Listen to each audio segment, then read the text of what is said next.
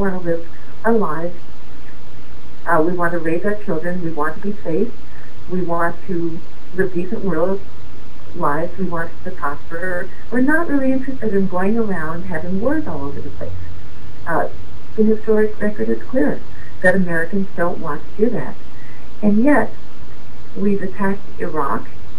We've attacked Afghanistan, which again did not, everybody knows or should know that Afghan people did not attack Americans on 9/11.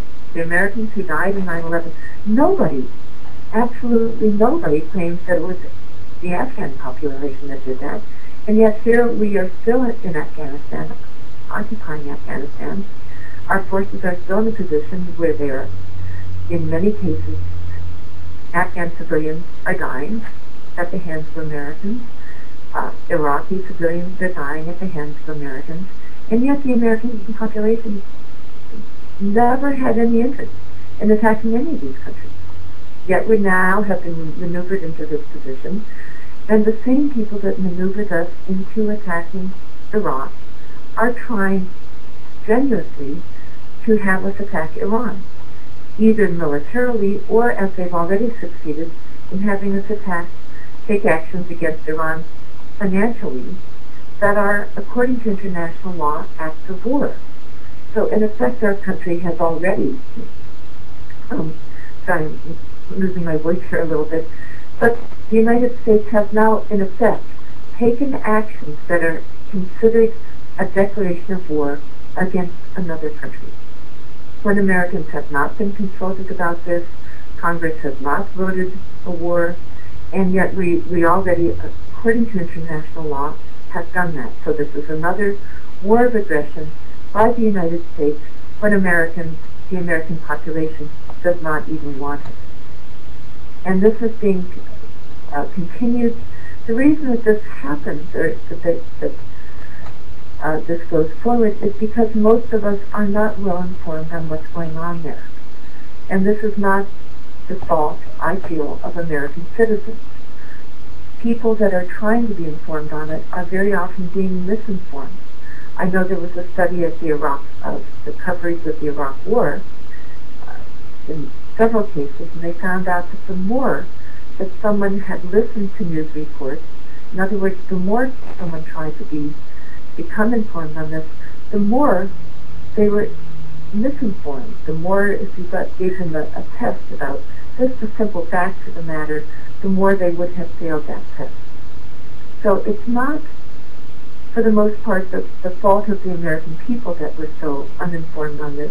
It's because our media are not doing their job. In most cases, sometimes they are. Some news reports, some reporters, some editors are doing a good job. I believe most journalists try to do a good job, but in general, our coverage of the Middle East and a lot of the circumstances having to do with the Middle East, we're getting filtered reporting, we're getting spin in place of real reporting, we're getting commentary in place of news reports. We need much better than that if we're to have a safe, prosperous, honorable nation, and I think that's what most of us want to have. Well, what about the attacks on Americans? I mean, you know what happened in when the Soviet Union took over. What do you think about what danger Americans in? I've referred to myself as a canary in the coal mine for many years,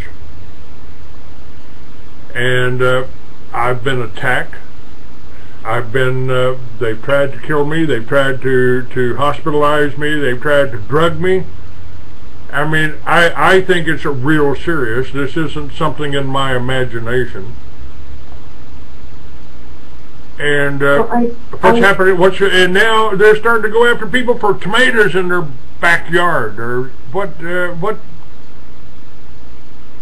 I mean, it's almost insane. It's like I couldn't made up stories like this. Well, I think, as I said earlier, and as many groups, some of this information is on our website. I'm sorry that I don't have it all as memorized as I should. They're all linked on my site. That has been passed the past 10 years much of it has been very damaging to our country and enables actions by police forces that are unconstitutional. So we're having what I feel history will eventually, I hope we will come through this all right. That's what you fear that we won't. We both hope that we will. Laws are being enacted that are allowing actions that are changing what this country is. And that do, I feel, place really all Americans at risk. Once we undermine the basic principles of this country, and once we say, well, it's all right for them to take those people away because they might be terrorists, even though there's been no rule of law involved, there's been no judicial process involved. Once that can be violated, then any of it can be taken away, and there will be no rule of law there to protect us. This is what the Founding Fathers opposed. This is why they enacted. They enacted the Constitution. They enacted the Bill of Rights, because these are the bulwarks against the kind of tyranny that we oppose, that the American Revolution was fought to prevent from happening in America. And now we see that this is the same kind of tyranny that we've seen elsewhere is being enabled here. It's not fully in effect yet. It's in the fairly early, very dangerous stages. But it's going forward. Laws are being passed that if you went down the street, probably of pretty much any American town, and sort of talk to people and say, do you know what this law is that is about to be passed, what it says, and what it will do to your freedoms as an American? Do you support this law? I think, some people would say, sure, I support it, because they support anything that authority tells them to do. But the majority of people would say, no, I don't support that. That's bad for our country, it's bad for me, it's bad for my children, I oppose it. But they're not saying that because most of these laws are being passed and the media aren't even talking about them. So people aren't even debating them or discussing them. And that's a very dangerous situation. That's, you and I, are being told we shouldn't even talk to one another.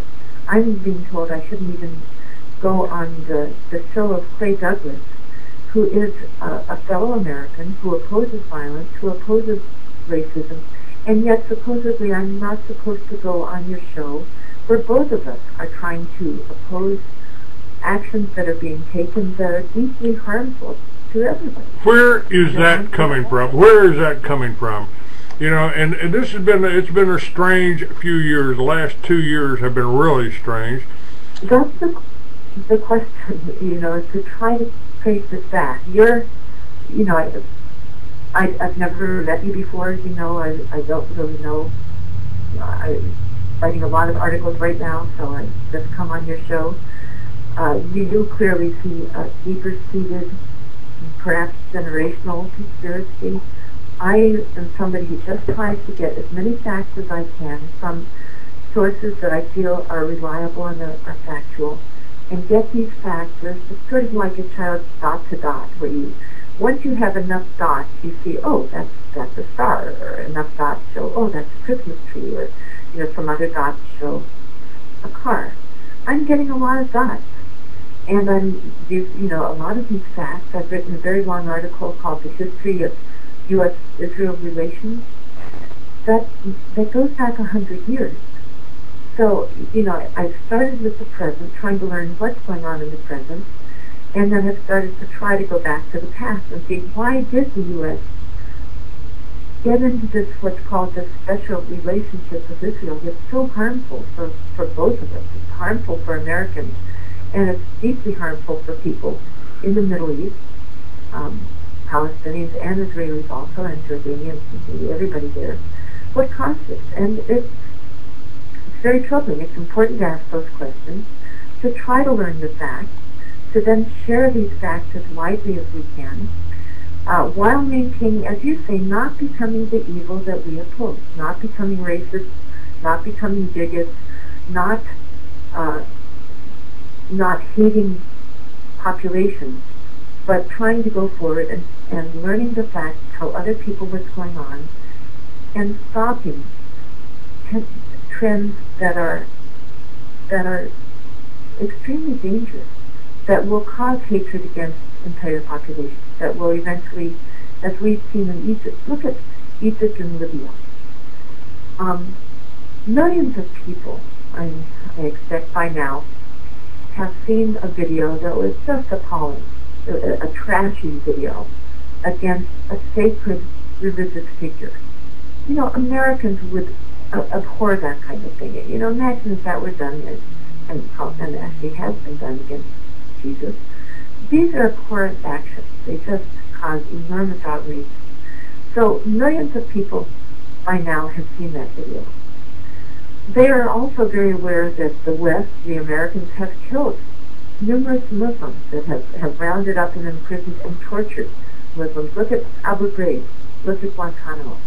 So this video is on top, in the middle of a context of the American government and the American forces having committed outrages against Muslims. Yet, fortunately, those millions of people haven't tried to, haven't risen up and used violence in response, but a small number have, and that's not surprising. And yet, fortunately, most of them have not. When I've gone to the Middle East in recent years, when I've gone to Palestine in recent years, I still am not greeted by violence. I'm still greeted by people who, you know, Muslim Palestinians, Christian Palestinians, who still understand that the American... I don't have to answer that. I'm sorry. Go ahead. I don't have to answer that. Okay.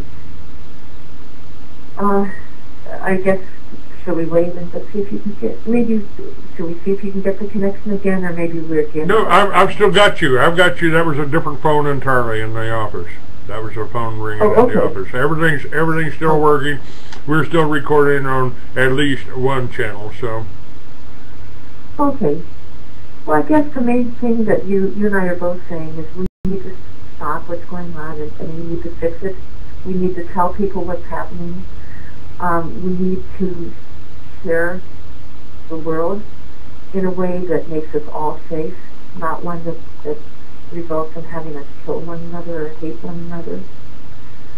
We need to talk to one another. You need to share your views. I need to listen to them. You need to share my, listen to my views, and that's what you're doing. You're giving me an opportunity to talk to your listeners.